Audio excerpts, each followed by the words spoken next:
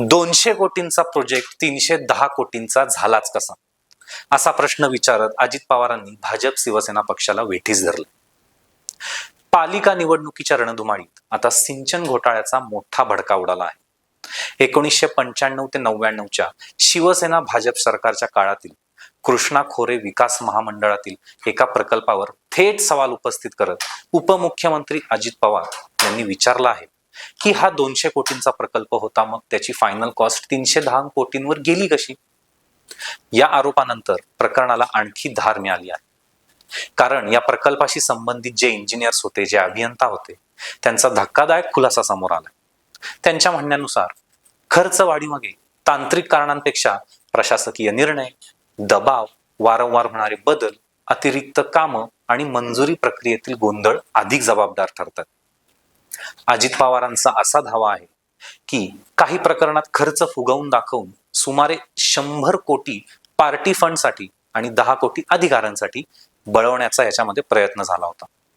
या खुलासानंतर पालिका प्रचारात हा मुद्दा केंद्रस्थानी आलेला आहे. एकीकडे विकासाच्या गप्पा तर दुसरीकडे कोट्यावधींच्या खर्चावर प्रश्नचिन्ह.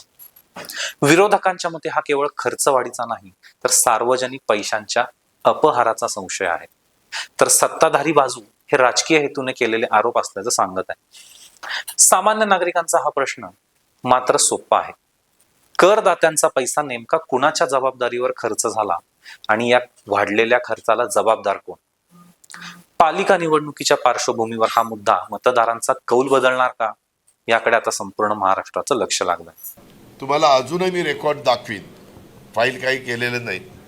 त्यात पुरंदर उपसा सिंचन योजना ही 330 कोटी रुपयाची झालेली होती. मी आल्यावर ती रद्द केली. पुन्हा त्याच्याबद्दल काही अधिकाऱ्यांनी सांगितलं दादा ह्याच्यात गडबड आहे, आणि मी त्याचा पुन्हा नवीन एस्टिमेट करायला सांगितलं.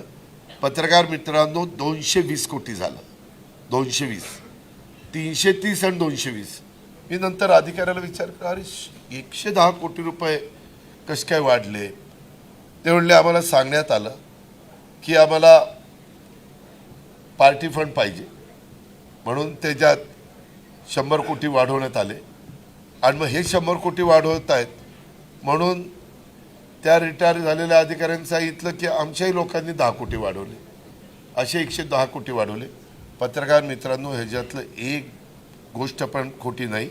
मी अजूनही ती फाईल 330 कोटीची मान्यता दिली होती का नव्हती ती दाखवीन. मग मला काहींनी सांगितलं आता आपण ह्याच्यावर केस करू, अमकं करू. म्हणलं आता लोकांनी आपल्याला दिलं निवडून, कुठं आता ते करत बसतात, जाऊ दे मरू द्या, आणि मी ते सोडून दिलं. वास्तविक ते काढलं असतं तर अक्षरशः हाहाकार माजला असता, कारण सही पुरावे होते, सह्या होत्या फाईलवर.